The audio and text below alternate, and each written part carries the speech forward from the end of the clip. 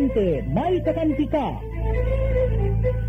Programang magtataguyod, kikilala at magbibigay halaga sa mga babae, ina, asawa, kapatid at anak na nakipagsapalaran sa ibayong dagat sa adhikaing mapabuti ang kalagayan ng kanilang mga mahal sa buhay. Babaeng Migrante, may kakampi ka. Programang hatid ay makabuluhang pagsasabula, talakayan at impormasyon. Handog sa inyo ng kapisanan ng mga kamag-anak ng migranteng manggagawang Pilipino. Babaeng Migrante, may kakampi ka.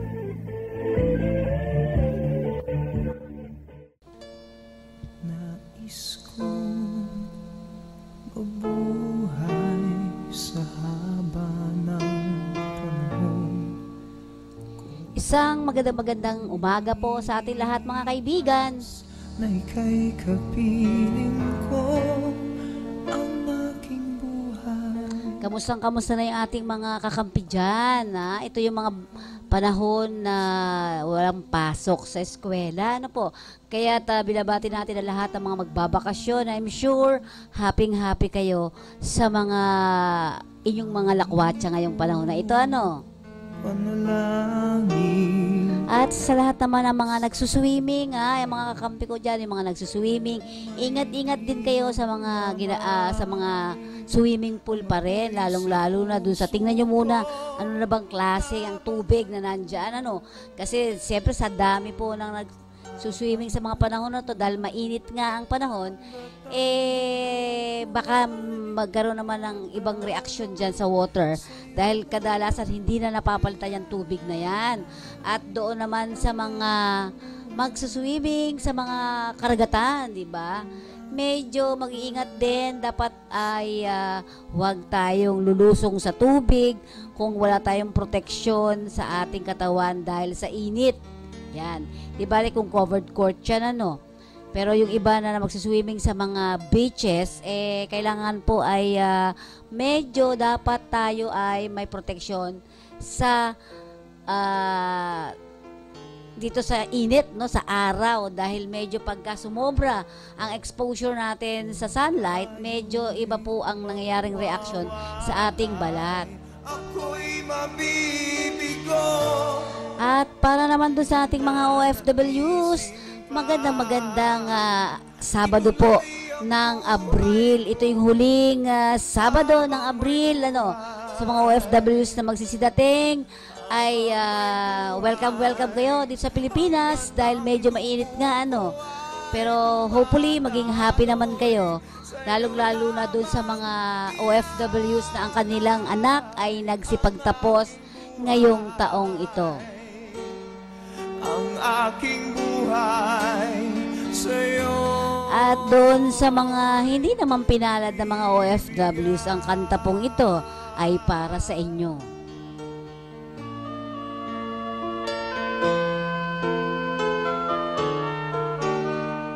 At syempre, sabi pa rin, nagpapaalala pa rin sa atin ng Overseas Workers Welfare Administration na pangalagaan ng kalusugan, kailangan malusog ka sa iyong pangangatawan dahil sa iyong trabahong gagampanan. So, ibig sabihin, ang kalusugan ang siyang puhunan mo sa pagtatrabaho sa ibang bansa. Pangarap ko'y sa'yo.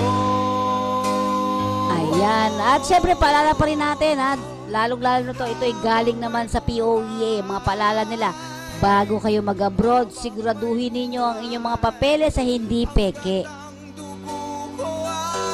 Kaya't yung iba, huwag kayo maiinis kung pinapa-authenticate pa ang inyong mga papeles bago iproseso ito sa POEA o kung saan man ahensya para sa pag-alis ninyo pa ibang bansa, ano? Dahil karamihan, mamaya sa ating report o sa ating OFW Balita, ay marami ngayon ang nakakulong sa UAE dahil sa napatunayang mga peking papeles. Ang aking buhay sa'yo. At para doon sa mga balik manggagawa, hinihikayat kayo namin ang kakampi ng POEA na mag-online processing na. Mas mainam na gumamit ng internet ang mga OFWs na nagbabakasyon dito dahil kuko kayo ng inyong OEC, no? So, mag-BM online na lamang po kayo. Mas mabilis ang proseso, tipid pa sa gastos, pamasahe, yung oras ninyo para makipag-bonding sa inyong pamilya, ano? So, isang click lamang dyan sa internet, aba, ay makukuha mo ng OEC mo. Ang address nito ay BM Online sa internet. Yan.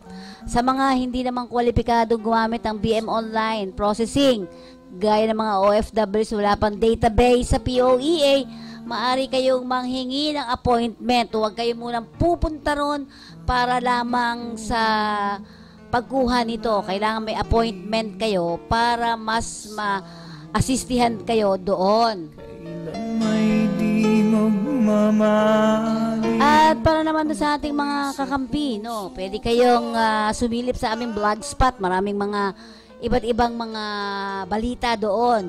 Kaya't kakampi/news.blogspot.com. Yan. Ang ating website, it's www.ustream.tv/channel/kakampi-online. At para sa ating kakampi.wix.com/kakampi, ay ito pala yung ating yung ating website. Yung binasa ko kanina ay Ustream. Okay. At para naman sa ating iba't ibang kapartner natin, yung kanilang mga Facebook, pwede kayong makipag-Facebook at PM yan, Allen, no? Yan. Philippine Social Security System, isa. Ang Pag-ibig, pwede nyo gawin lang. Pag-ibig, yan. Pwede na lalabas na yan sa Facebook. Basta pumasok kayo sa Facebook. Kaya doon yung mga kakampi, no? Meron din siya. Kakampi Services. Yan. Double M po yung kakampi. Yan. At para sa pagpapatuloy ng ating programa, ay nais natin sanang talakayin pa rin yung ating Gawad Parangal, no? Kasi ngayon, Abril, nasa second quarter of the year na tayo na naman. Ang bilis, ano? Natapos na yung unang first quarter ng taon. Aba, ang bilis na. Susunod dyan ay laban na ni Pacquiao, ano? Yan, magmamayo na po. So, ang OFW Gawad Parangal Voting and Nominations, kami po ay humihingi sa inyo ng pagboto. Kailangan bumoto kayo. Who will be the next awardees of the OFW Gawad Parangal 2015? Ito naman po yung 2015 na. This is the chance for you to nominate and vote your bets. Ano ba yung mga categories natin, Allen? Ang mga artista. May mga artista ba kayo na gustong iboto? Pwede i-email lang nila pwede nilang i-Facebook sa atin. Tama ba? Okay. Artista, yung mga artista ang gusto ninyo, paborito nyong actor, paborito nyong actress, o baka may mga favorite pa kayong iba. At siyempre sa CSO, yung government like POEA, OWA, DOLE, DFA, ayan yung pwede nyong iboto din. Kung sino yung gusto nyong bet. Sa media, sino yung gusto nyong mga bets. Yan. At ang recruitment agency, baka may mga gusto kayo na iboto. O sino ba yung magaling na nakita nyo na tumutulong talaga sa kapakanan at kagalingan ng mga OFWs. May buhay, hanggat ang dugo ko ay dumadaloy sa'yo. At para doon sa ating mga OFWs, tandaan natin mga kakampi ko, dapat tayo ay mag-ingat sa lahat ng mga panahon, lalo na kayo ay paalis papuntang ibang bansa. Ingatan natin yung mga gamit natin kung tayo aalis na. Huwag tayong maging biktima ng iba't ibang modus operandi nitong mga walang puso, walang mga puso na mga recruiter na to, yung mga illegal recruiter. Diba? Yan, tuloy-tuloy pa rin tayo sa ating programa at dumako na tayo sa ating Alam Ba Ninyo? 5, 4, 3, 2, 1, mag-exercise tayo tuwing Ang 10 paraan upang mabawasan ang sakit sa liig at sa likod. Dahil marami nagsusulat sa atin mga kaibigan ang tungkol naman sa pananakit ng kanilang likod at leeg. Bakit nga ba sumasakit yan? Ano ang paraan upang mabawasan ang pananakit ng ating kalamnan o lalong-lalo ng likod at leeg? Ayan, mag-exercise daw tayo. Dahil karamihan sa atin ay nakakaranas ng sakit ng balakang o likod paminsan-minsan. Ano-ano nga bang dapat gawin upang maibsan ang sakit na ito na ating nararamdaman. Lalong-lalo na siyempre yung mga medyo maraming trabaho sa bahay, no? Yung mga kasambay lalong-lalo na. Huwag tayo masyadong ma-expose sa sobrang trabaho. Ay, yan ang sinasabi rito, take a walk.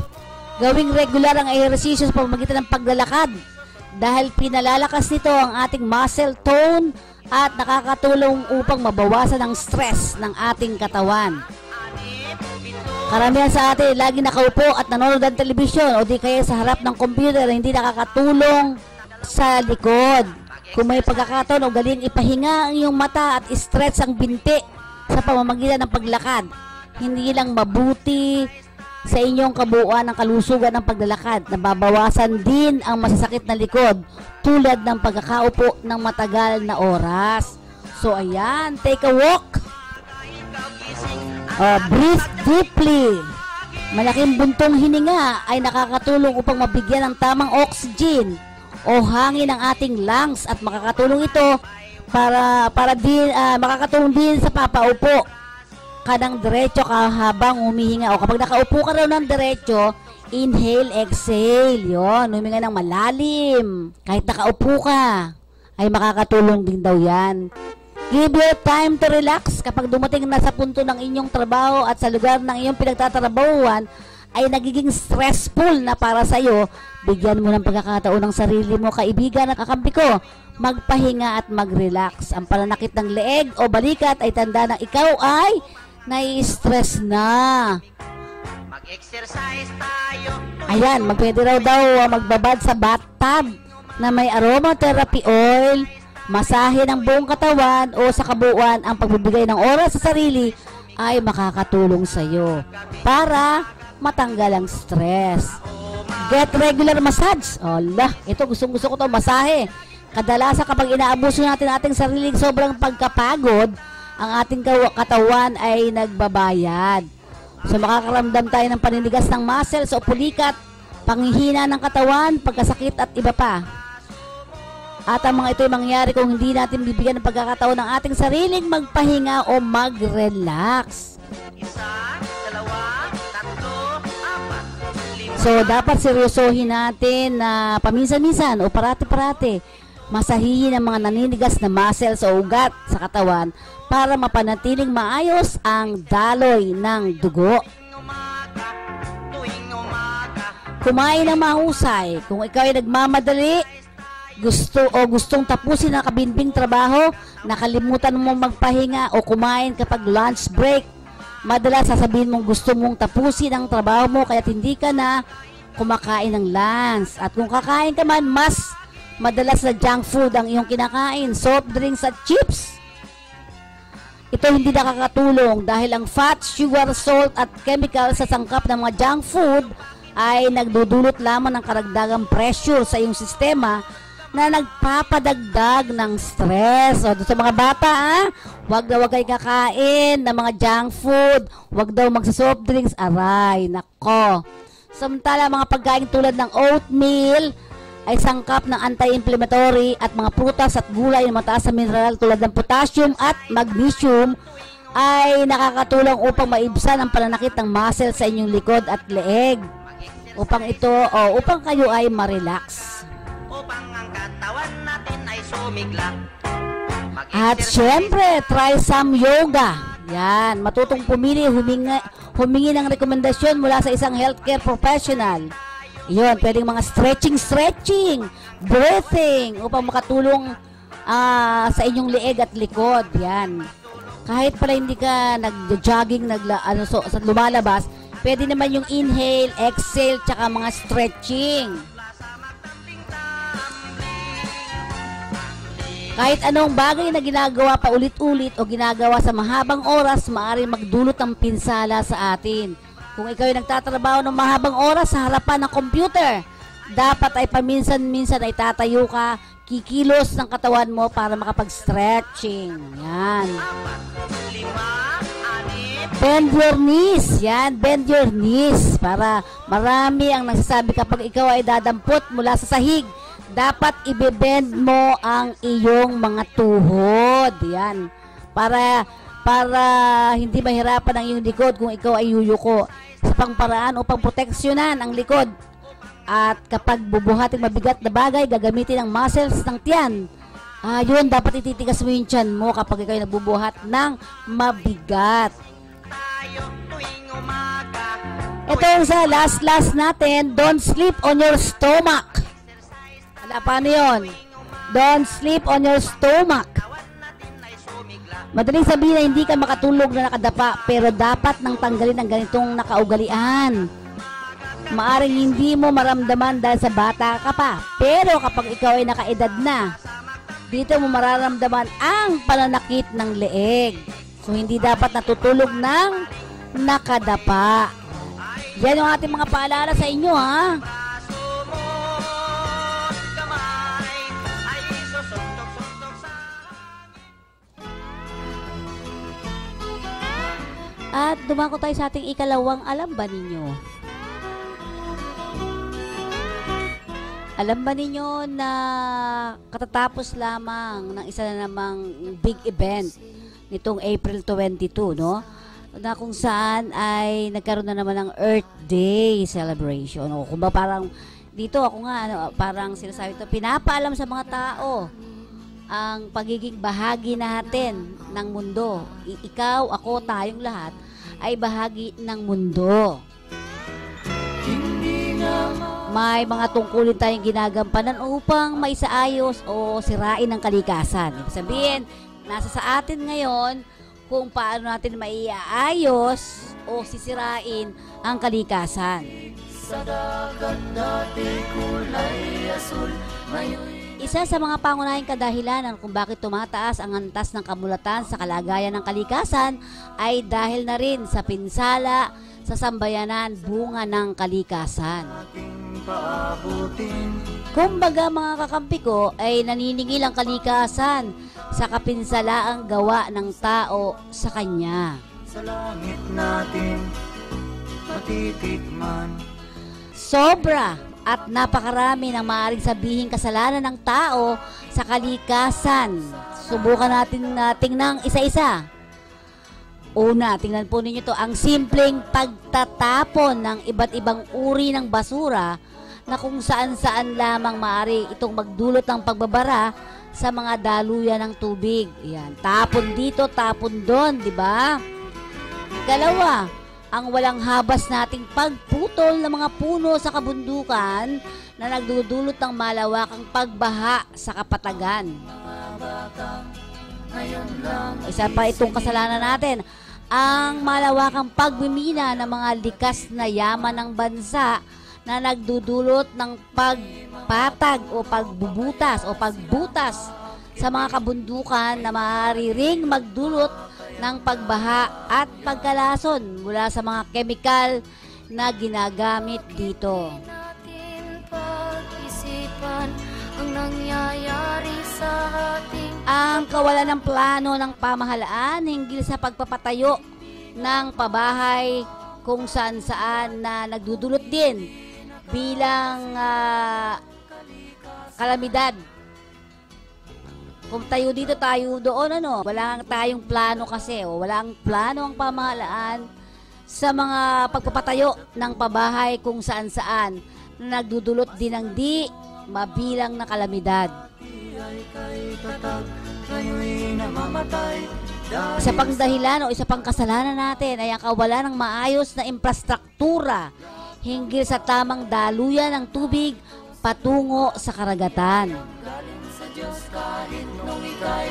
Ang pagiging makasarili na iniisip lamang ang kung paano kikita ng kamal-kamal na salapi. Kahit na isaalang-alang ang kaligtasan ng maraming mamamayan at ng kalikasan. Ang patuloy na paggamit ng mga bagay na may masasamang epekto sa kalikasan. Ang kawalan ng disiplina ng marami nating mamamayan at marami pang ibang mga kaganapang patuloy na sumisira sa ating kinabukasan. Hindi lamang tayo ang nakararanas nito, ito'y suliranin din ng mga malalaki at mayayamang bansa. So, sa makatuwid, isang pagpatunay na lahat ng narito sa daigdig ay dapat gumawa ng hakbang upang muling ibalik ang dating ningning ng kalikasan. At kung hindi man ay magawa nating pantay ang lahat. Kaya nga, dapat isipin natin lahat ng hindi sapat na alam o hindi sapat na alam lamang natin kung ano ang dapat gawin. Hindi sapat na may maituro lamang tayo sa ating mga kakilala o ano ang mga gagawin ng bawat isa. Hindi lamang sapat po yan. Dapat nating gagawin ang nararapat para ipanumbalik ang kaayusan hinggil sa kalikasan at ikagaganda ng buhay ngayon at sa darating pang bukas. At syempre, ang inyong lingkod at tayong lahat umaasa na maraming pagbabago ang magaganap sa ating pamantasan.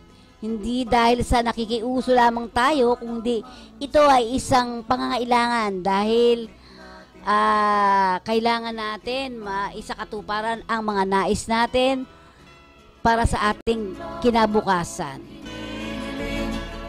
At ang himpilang to ay nananawagan sa ating lahat na sama-sama nating gawin, hindi lamang sa atin kundi sa lahat. Higit sa lahat, sumunod. Higit sa lahat po ay yung mga susunod pa nating salinlahi. Manindigan tayo, kumilos tayo, at ipaglaban natin na dapat ay malinis ang ating daigdig. Sabihin, dapat ay manumbalik siya dun sa ningning na dating nagniningning siya. So dapat tayo ay gagawa, hindi lamang sa salita, sa isip, kundi dapat mayroon tayong gagawin para sa ating kapaligiran at sa buong mundo. Bakit di natin Samantala mga kaibigan, ang kakampi ay nakapaloob sa temang magtulungan, ikaw, ako, gobyerno, tayong lahat. Hindi nga masamang pagulad. At para sa ating unang dito sa ating unang programa ay isa munang paalala mula sa ating himpilan.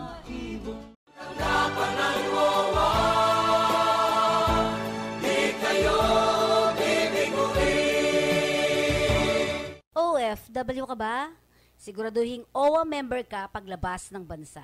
Sa Overseas Workers Welfare Administration, mabibigyan ka ng proteksyon, pati na ang iyong pamilya at laging nakatutok sa kalagayan at kagalingan ng mga miyembrong OFW bago umalis ng bansa hanggang sa pagbalik. Ang OWA ay may welfare offices sa 17 rehiyon sa Pilipinas at 32 tanggapan sa 26 na bansa sa buong mundo. May disability and death benefits, education and training grants, social protection, family welfare assistance, at reintegration program. Para sa mga karagdagang detalye, makipag-ugnayan lamang po kayo sa OWA 24/7. Para sa mga hotline na mga numero, 551-1560, 833-6992, o kaya ay mag-log on sa www.owa.gov.ph.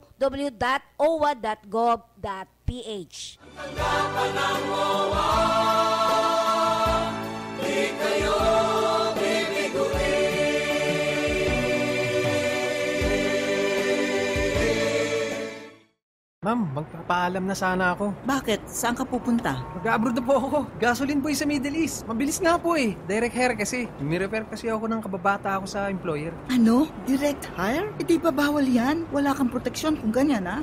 Dapat idaan mo sa legal na proseso. Ha?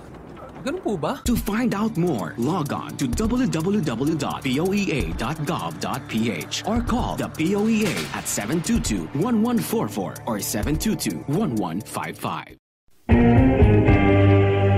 Mission Impossible.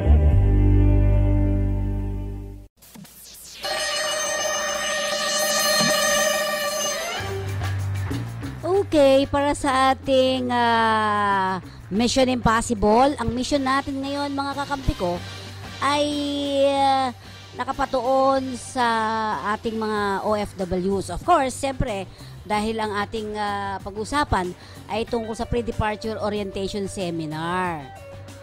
So, dito sa PIDOS ay isa itong parte, mga kakampi ko, isa itong parte ng proseso o isang parte sa proseso ng inyong pag-abroad. So, pagka hindi kayo nakapag-PIDOS, lalong-lalo na yung mga household service worker, so lahat ng mga OFW bound for any countries ay kailangan nyo pong dumaan sa PIDOS sa ngayong mga panahon na ito, no? Pera na lamang yan dun sa mga ibang mga direct hire na after makapag-PIDOS sa first time, susunod ay dire-diretso na yon.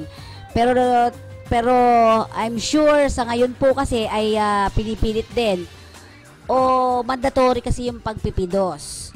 Meron ding PIDOS online, no? Pwede yung buksan yung lalo na doon sa mga skilled worker, no?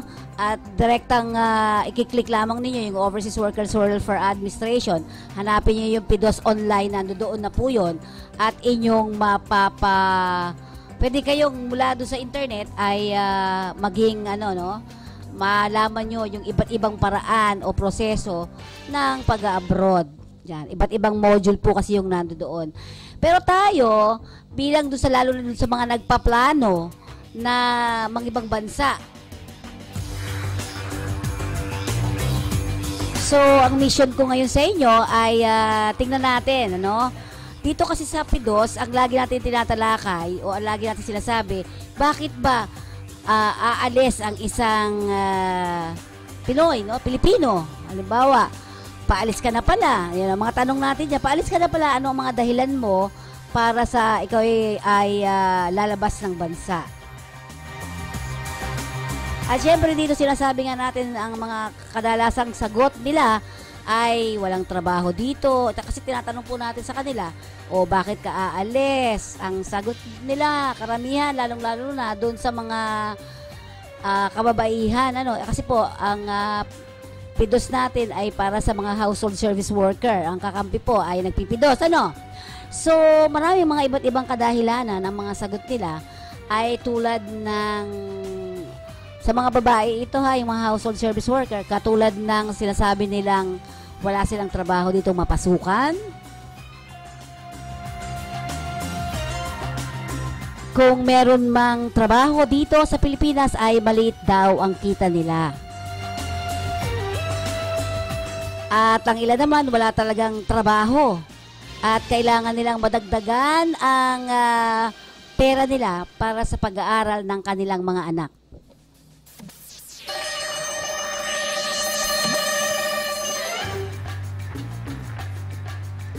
So, ganun yung mga binabanggit sa atin at marami pang ibang mga kadahilanan ang binabanggit ng ating mga kababayang OFW.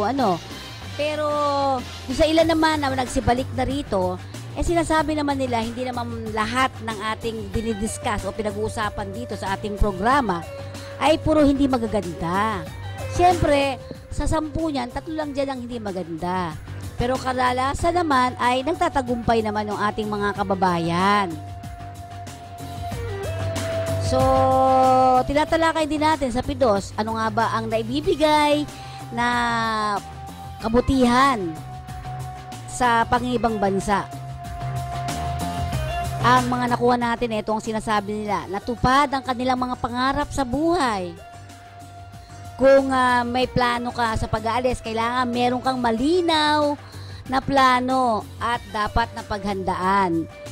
At kung hindi ka naghanda, ang pinaghandaan mo ay ang pagbagsak mo. Ibig sabihin sa hindi maganda ang mapupunta niyan kasi hindi ka nagplano. Ang ilang namang sagot ng ating mga kababayan o ating mga OFWs na babae, ang sinasabi nila ay nakapag-ipon sila para sa kinabukasan ng kanilang pamilya. Ang ilan ay nakapaglakbay daw at nakita nila ang kaibahan ng ibang bansa.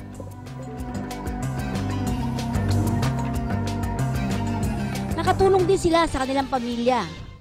Diba? Yung mga ilang mga nating mga kababayan ay bukod sa kanilang mga sariling pamilya, yung mga nanay, tatay nila, natulungan din nila. Ang ilan naman daw ay nakatulong din sila sa komunidad. At ganoon din naman sa bansa. Kaya po mga kaibigan, sabi nga natin at kakampi ko, yung mga OFWs ay malaki din ang inaitutulong nila sa usapin ng kabuhayan sa Pilipinas. Dahil sa ngayon ay kung matatandaan natin, kaya nag-stable ang Pilipinas itong mga nakaraang panahon dahil na rin sa kontribusyon ng mga OFW. At syempre yung ilan nakakapagpagawa ng bahay, so nakakapag-create, nakakatulong siya sa pagbibigay ng trabaho sa komunidad, di ba? Yung mga walang trabaho diyan ay nagkakaroon ng trabaho dahil nga sa may mga nagpapagawa ng bahay, di ba? Yung mga construction worker na dating walang trabaho ay magkakatrabaho ng ilang panahon dahil nga sa pagpapagawa nila ng bahay. O yung iba nagnenegosyo, di ba? Ibang mga OFWs ay nagnenegosyo, kaya kadalasan ang kinukuha niya yung mismong sa komunidad. At may mga ilan pa rin tayong mga nakitang pagbabago din, di ba? Marami raw o nagkakaroon sila ng maraming kaibigan sa ibang bansa pagka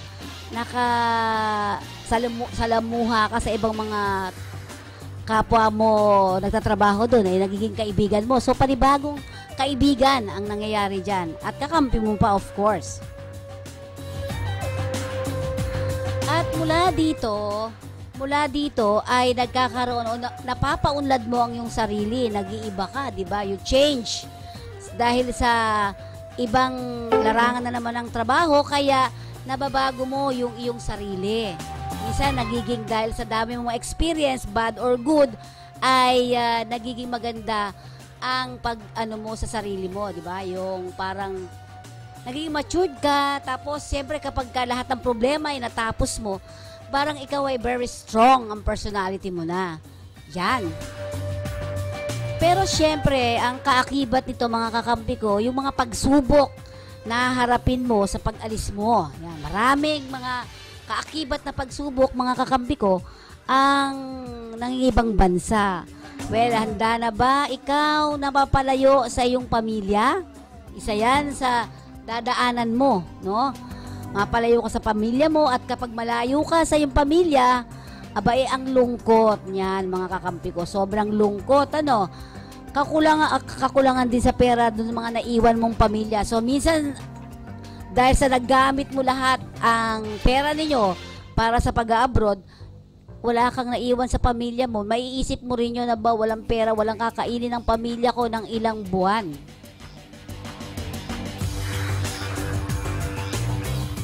Yan ang ating misyon sa araw na ito.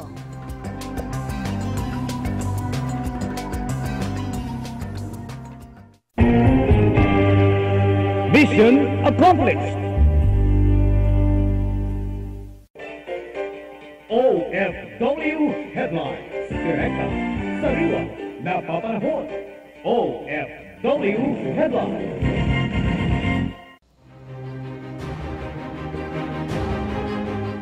Hindi malaman ng 28 taon na Pinay OFW kung saan lalapit at hihingi ng tulong matapos ginawang sex slave ng kanyang amo na pulis sa Riyadh, Saudi Arabia. Ayon sa balita, higit 1 taon na umanong ginagahasa ng kanyang amo ang naturang biktima na pinagbabantayang papatayin at ibabaon sa desierto kapag nagsumbong siya sa mga otoridad. Sa kwento, habang pinagsasamantalahan daw di umano ang biktima, katabi nito ng kanyang amo ang isang baril. At ito ang nagsisibling panakot sa naturang OFW. Sinabi pa ng Pinay na 2 beses isang linggo siyang inaabuso ng kanyang amo Maliban pa rito, hindi rin siya pinasasahod ng kanyang amo. Samantala, inilapit na ng biktima at ng kanyang mga kababayan sa Polo, sa Riyadh ang problema, ngunit wala pa ring hakbang umano ang ginawa ng mga opisyales doon. At dahil dito, umapila ng tulong ang biktima sa mga opisyal ng gobyerno upang mailigtas siya sa naturang sitwasyon. Samantala, hinimok ngayon ni Senator Miriam Defensor Santiago ang mga kasamahang mambabatas na bilisan na ang pagpasa ng mga panukalang batas na may kinalaman sa pagbibigay proteksyon sa mga OFW. Ginawa ng senadora ang apila sa gitna ng mga nakaambang pagpapatupad ng parusang bitay sa pamamagitan ng firing squad, katulad ng kay Mary Jane Veloso sa Indonesia na hinatulan dahil sa illegal drugs.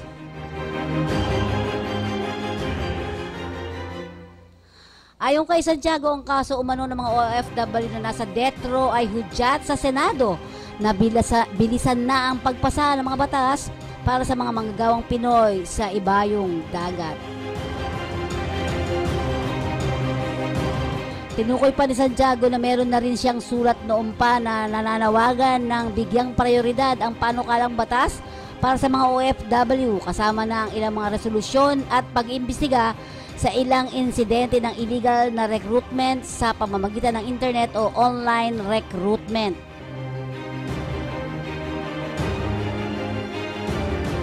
Samantala, delikado pa rin sa Yemen kaya't hinihikayat pa rin ng pamahalaan na magsilikas na ang mga OFWs dahil iniisip pa rin ang seguridad ng lugar. Samantalang may 400 OFW sa Yemen ang ayaw pa rin umuwi dahil na rin daw sa economic opportunities pagbalik nila sa Pinas. Ayon sa DFA, Manila has no diplomatic post in Yemen, but a crisis management team is deployed by the Philippine Embassy in Saudi Arabia, is currently on the ground in Sana'a and stand ready to assist Filipinos who wish to return home to the Philippines. Samantala, paalala ng Philippine Overseas Employment Administration o POEA sa mga OFWs na huwag isanla ang kanilang passport o gawing collateral para makapangutang. Tandaan, ayon sa Foreign Service Circular number 214 o 214-99 dated August 19, 1999, POEA said in an advisory that passports used as collateral are automatically cancelled upon notice by the passport holders. Ang mga pasaporte ay hindi maaaring isanla o gawing pang-collateral. Ito ay pag-aari ng pamahalaan. Tuloy-tuloy pa rin sa ating mga balita ay naman kay Administrator Hans Gakdak ang batas para sa paniningil ng placement fee para sa mga domestic worker ay isang grave offense. Ayon sa governing board ng POEA, ang governing board resolution prohibit that collection of placement fee from household service worker, whether collected prior to the deployment or on-site through salary deduction. Any collection is violation of the said prohibition in considered as a grave offense punishable with a penalty of cancellation of license. Sa mga OFW na papuntang UAE at iba pang Gulf Cooperation Council member countries, nananawagan pa na naman ang DFA na kung maaari huwag mag-submit ng mga peking papeles para lang makapagtrabaho sa ibang bansa. Sa kasalukuyan, mga kakampi ko, marami ang nakakulong sa UAE dahil sa mga papeles na peke. Tulad ng diplomas, transcript of record, certificate of completion, or TESDA courses, and certificate of marriage. Samantala doon sa mga OFW na hindi nakakasiguro sa kanilang mga papeles, i-verify ito sa pinakamalapit na Philippine Embassy or Consulate General. Karamihan daw ay hindi alam ang alin ang peke at alin ang totoo. Samantala, ang mga peking dokumento ay dumadaan sa masusi o sa lahat ng mga papeles, no? Sa lahat ng mga dokumento ng isang OFW, dumadaan yan sa isang masusi o close inspection of the stamp and seal of the DFA and the UAE Embassy in the Philippines. So dito nakalusot ka, pagdating mo sa UAE, check pa rin nila yan. At mula dito, kapag napatunayan na maaaring konpiskahin ang mga records for attestation at ibibigay ito sa pulis para sa investigation. At kung mapatunayan ang peke ang dokumento, yan na. Ito ay may kaukulang parusa at ang may-ari nito ay nahaharap sa 10 taong pagkakakulong at deportation. Paalala sa lahat ng Pinoy na mag-apply lamang sa licensed recruitment agencies at dapat lahat ng document ay dumaan sa tamang proseso sa Philippine Overseas Employment Administration. Yan ang ating mga balita sa araw ng Sabadong ito.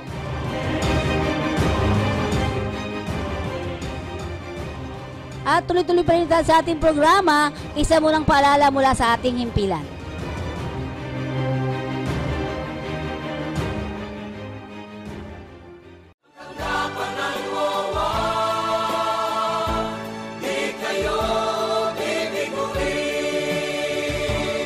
OFW ka ba? Siguraduhin OWA member ka paglabas ng bansa. Sa Overseas Workers Welfare Administration, mabibigyan ka ng proteksyon, pati na ang iyong pamilya at laging nakatutok sa kalagayan at kagalingan ng mga miyembrong OFW bago umalis ng bansa hanggang sa pagbalik. Ang OWA ay may welfare offices sa 17 rehiyon sa Pilipinas at 32 tanggapan sa 26 na bansa sa buong mundo. May disability and death benefits, education and training grants, social protection, family welfare assistance at reintegration program. Para sa mga karagdagang detalye, makipag-ugnayan lamang po kayo sa OWA 24/7. Para sa mga hotline na mga numero, 551-1560, 833-6992 o kaya ay mag-log on sa www.owa.gov.ph. Tanggapan ng OWA, di kayo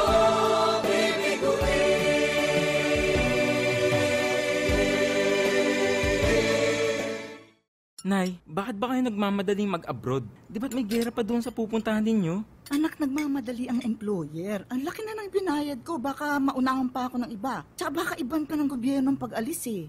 Nay, baka naman pampalit ka lang sa tumakas o naabuso na domestic helper. Huwag mo nang ituloy.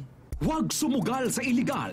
Tumawag agad sa POEA sa telepono bilang 722-1144 or 722-1155. At ngayon mga kaibigan, tuloy-tuloy pa rin tayo sa ating mga chikahan. At dito mga kaibigan, nakasama natin sa isang pagpupulong ng National Anti-Poverty Commission, yung first sectoral meeting, no? At dito nga napag-alaman natin, may mga problema pala ang K-12. Ano nga ba ang problema ng naturang programang ito?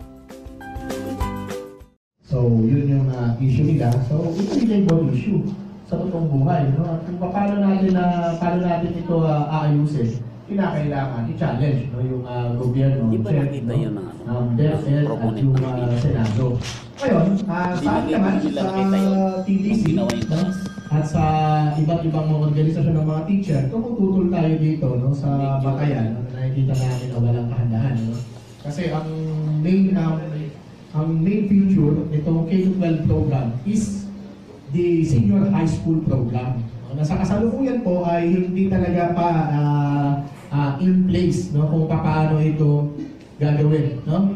Dahil hindi siya in place, marami rin talaga mga bata no, na mali-displace no, mula dun sa kanilang mga eskwelahan. No? Like for example, Caloocan. No?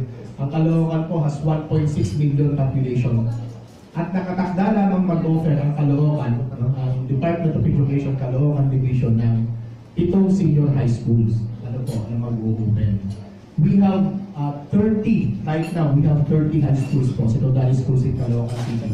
But then, pag nag-implement na tayo ng senior high school, 7 lamang ang magiging high school natin. At kung may mga problema, syempre of course may solusyon. Sabi ng mga guro, kung may problema dito, tingnan natin ano ba yung mga solusyon. Tingnan natin, pakinggan natin ang mga guro. Paano ito gagawin? Merong solusyon po dyan ng gobyerno at ang Department of Education. Magkakaroon po tayo ng PPP, Public-Private Partnership with private schools. At babayaran po yung enrollment ng ating mga anak, babayaran ng gobyerno doon sa mga private schools. So, isang issue pa rin ito, issue to ng dahil uutangin sa ADB, yung pambayad ng mga bata. Doon sa universal, tinatawag po yan sa meron kasing existing GASTEP program, yung government assistance for teachers and students in private education. Tapos, meron education voucher system, yung EBS. Yun po yun, ibigyan sila ng voucher para maka-enroll sila, halimbawa sa STI, mag-enroll sila kung ano mga track. Kasi po yung senior high school, ang issue dito ay mga track. Meron tayong academic track, meron tayong arts, meron tayong techbook, mga ganyan.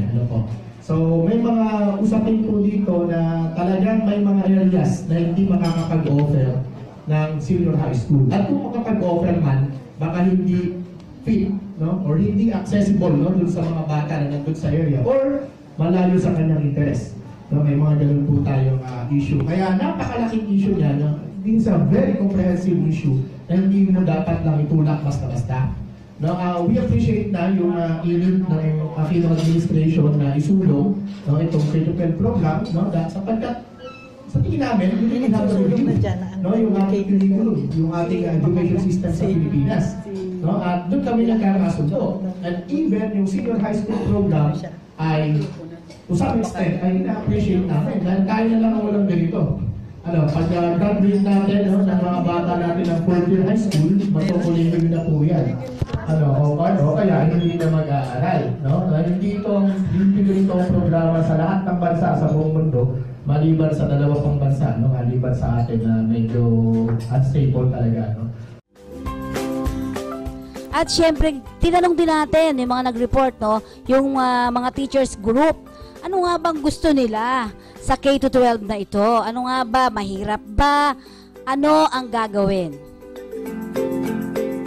Isa pa rin usapin, yung curriculum. Ano ba yung gusto mong ituro? Ngayon, kasi ang curriculum na gusto mong ituro nila ay talagang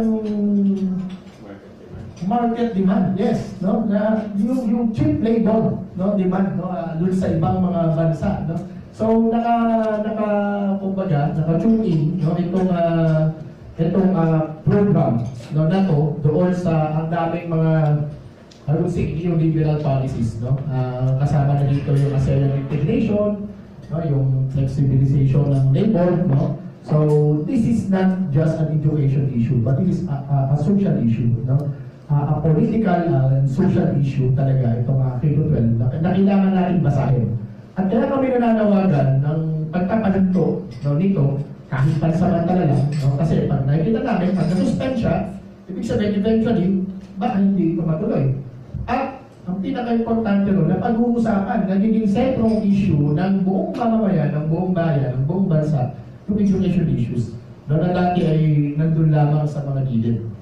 So yun yung napaka-importante. And this is a very demanding issue ng social in terms of yung pagsulong natin bilang bansa. So yun yung update. Marami na po tayo na nakukumbinsin. Well, yung iba dito, syempre, gaya ng sinasabi ni Ma'am Nespi kanina, yung iba dito nakakakita ng oportunidad. Yung iba dito, baka mga oportunista din, Pero may mga ilan na, ng mga mambabatas na tumitindig dun sa ating posisyon. At syempre, tinignan din nila kung ito ay babaguhin ba, i-review ba, o ano. Napag-alaman natin na parang gusto nilang ihinto muna at i-review. At syempre, nalaman din natin ano bang timpla natin pagdating sa usapin ng mga guro at ng buong sambayanan. Ano ba gusto talaga nila?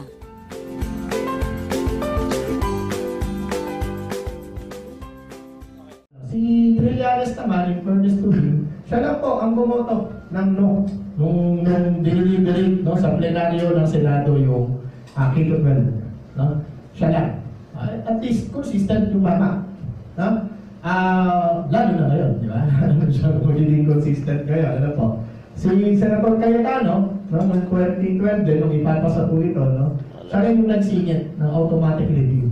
No, bago ipatupad no, doon sa 2016, school year 2016-2017. So ngayon po lumalabas yung automatic review. Kaya initially, Trillanes and Cayetano, sila yung medyo nakakausap po namin ng mabuti no, doon sa Senado. Tapos may binay yung ilang mga kaibigan natin ano, na pagpapahinto nito ng Supreme Court. No? Ang Supreme Court naman, wala namang sagot na inisyal. Ang Senado niya na magpaliwanag yung DepEd. But then, hindi natin alam kung yun ba ay kasi syempre, ang DepEd magpapatupad. No? At ayon sa mandato ng batas, kinakailan nyo ipatupad yung batas. At sa tingin namin, hindi naman judicial yung issue.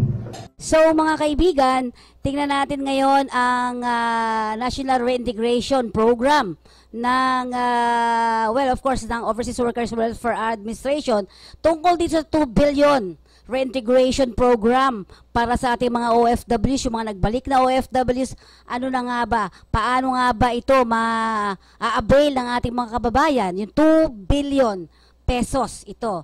O paano makakapag-avail ng loan sa NRCO? Di ba ang natin, ang objective? The OFW goes there, we don't want to volleyball them. May doon siya sa UWA kasi UWA yan eh. Kasi UWA naman talaga is the program manager for the 2 billion reintegration program. That's a credit assistance affording 300,000 to 1 million loan. Hindi po, dole out loan administered by Land Bank. So pagpunta ng OFW sa NRCO, hindi na po namin yan pinapapunta physically sa UWA. So we profile them. So natural may intake sheet. But it should be clear na hindi po the mere fact of application ay yun na. Because it's important for our frontline officers to not give false promises. Isang application, and naturally, you have to undergo evaluation and processing by OWA. Now, ito po yung H, kaya hindi po lahat approved. Because sa parte po ng OWA, hindi po ang NRCO ang nag-administer ng 2 billion funds. But, pagpunta po ng OFW intake sheet, and then we recommend it subject to evaluation and screening by the OWA. Pagdating po sa OWA, because the funds is also administered by Land Bank, kung saan credit po. Hindi naman ang Land Bank ang mag-process. Meron po tinatawag ng bank security. So even the OWA, masakit ang ulo na si Sir. Kasi nga, hindi lahat na approve because they have also their requirements. Kasi kahit 300,000, sino namang bangko, sabi na lang, sino namang bangko ang mamigay ng 300,000 kung wala kang mapresentang collateral, bank security. And I'm not familiar particularly sa ano nila. They require, for example, a financial statement. In other words, generally a capacity to pay because they are the ones which evaluate the capacity to pay. 1 month ago, I saw a communication from OWA telling us there are 6 million outstanding unpaid loans for the OFWs. And I saw one name, 1 million ang inutang niya. Missing ko, wala siyang ginagawa. At ngayon mga kaibigan, ano naman kaya ang problema ng iba? At ayon sa ating napag-alaman, merong mga ilan na pinadloan ng NRCO pero may problema ang kinaharap doon sa mga loans nila. Maaaring hindi nakapagbayad. Tingnan natin ang report nito ng NRCO. Yun ang mahirap. Because it affects the others na able naman, ang capacitated. So medyo ang land bank ganun because merong 6 million na outstanding na nabayaran.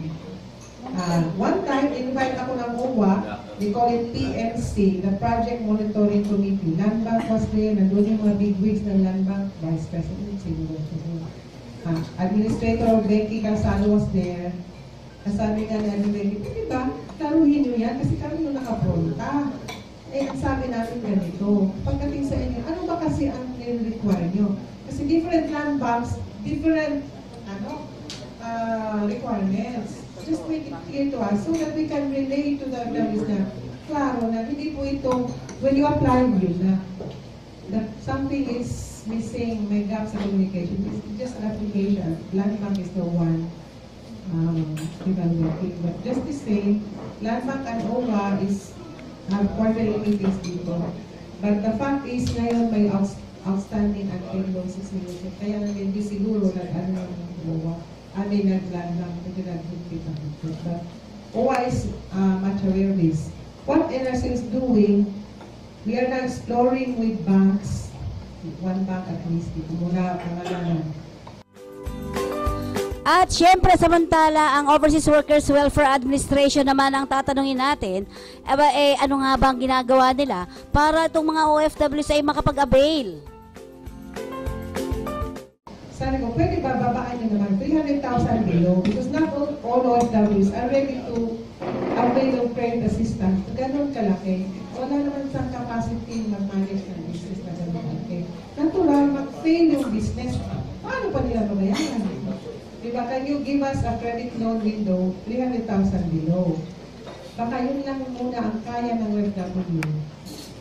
At yun ang i-advertise namin, you can avail of this. Although there are some quarters which say na, ayan, turuan nyo na naman kami mangutang, ayaw nga namin pakutangin nyo na naman yung OFW.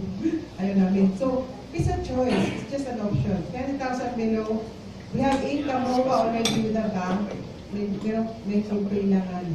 Medyo nagbabackup sila. At I said, why? Baka nakabalita na mayroong outstanding 6 million. Ito mo lang mag-back out. Sabi ko, let's try this na subject to your evaluation. Because they can pay.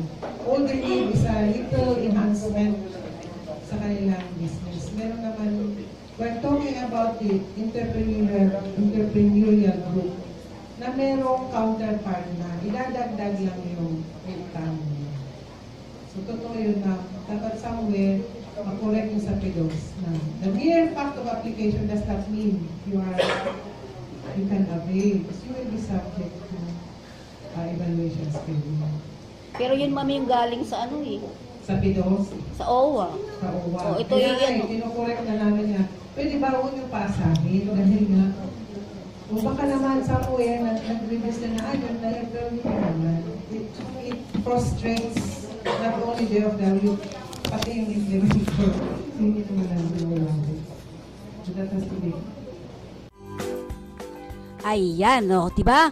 Ngayon, sa bagay na yan, may mga tinanong tayo. Dapat may ginagawa ang NRCO pagdating sa proyekto nila.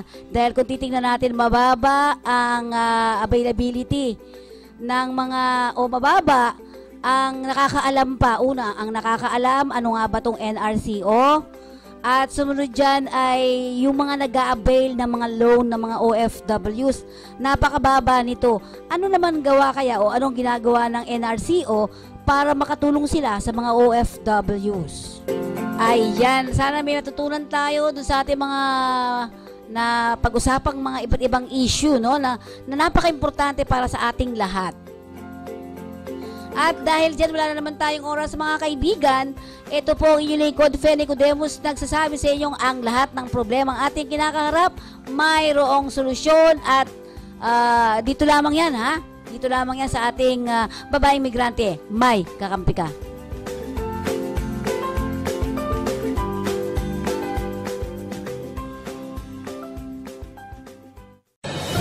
At muli, isang oras na naman ang lumipas. Lagi nating tatandaan ang lahat ng problema ang kinakaharap. may kasagutan dito lang sa ating programa, Babaeng Migrante, May Kakampi Ka. Programang totoo para sa masa, serbisyong totoo para sa OFWs. Muli, ito ang Babaeng Migrante, May Kakampi Ka, nagsasabing kapuso ka man, kapamilya o kapatid dito sa DWWS, May Kakampi Ka!